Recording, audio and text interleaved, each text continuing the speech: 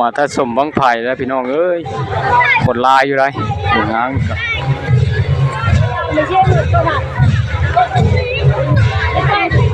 กำลังกะเกียมมาเบิ้งบังไผ่กันเนี่ยมอน้อยๆนี่ก็ลายอยู่ไร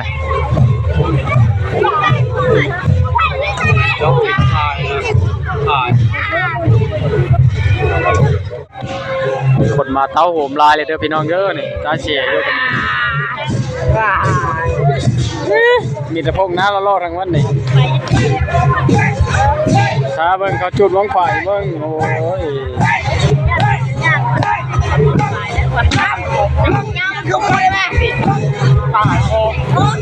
ตายแล้วนะ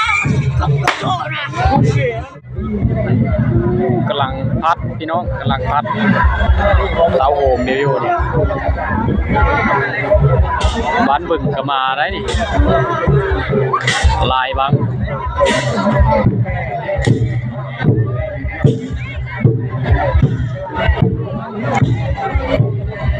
โอ้นะขึ้นแล้วเนาะขึ้นแล้ว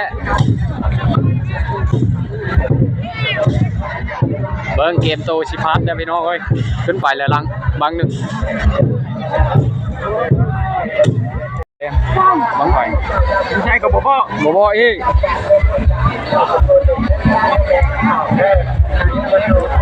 หลังเกมจะจุดแล้วพี่น้องเอ้ย